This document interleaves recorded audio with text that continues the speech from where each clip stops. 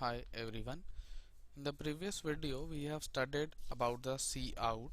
Cout is used to print anything on the screen which is written in double quote. In this video we'll study about declaring a variable in C++, that what is the syntax and how to print that variable in C++. Declaring a variable in C++ is same as C. The general syntax for it is data type, variable name and a semicolon over here, and while we are initializing it, then it is data type, which is can be four of the four basic types: int, char, float, double. And the variable name is an identifier name. You can name it any according to the identifier naming rules which we have explained you in C. And this is the value which we want to give to that variable. So now let's just move to code, and let me just explain you this code. These two lines you are familiar with. This is the header file, and this is using namespace standard to use this cout. And this is our code how to declare and initialize a variable and how to print that variable in C++. You can see that here I have initialized the variable according to the general syntax. This is the data type, this is the variable name, and this is the value 5 which we assigned to this variable, that is a. And in this line we have printed that variable on screen via the cout. If you remember the concept of printf in C++, you should remember that there are format specifiers in C, but as you can see we do not have used any format specifier here. It means that there are no format specifier in C++.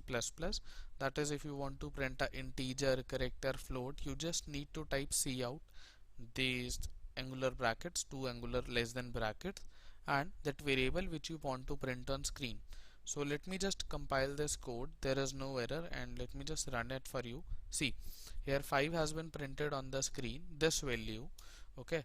And you can do any operator on this value, different types of operator which we have told you on in C. So we'll just compile it and run it. See, you can see that the 10 here is printed. And see, if you want to let me just copy this line and print it in the next and add it this 7 to it. So the value here will be printed as 10 and the value here will be printed as 12. So let me just compile and run it. See, 10 and 12, but I want that this value will be printed in the next line. So what I can do here, I can include here is end L. This is end L. Yeah, end L means end of line. So after printing this, it will shift to next line and then it will print this. See, 10 and 12 are now printed in the next line because of this end L. And if we do not want to write here this end L, we can write here as well before printing this thing.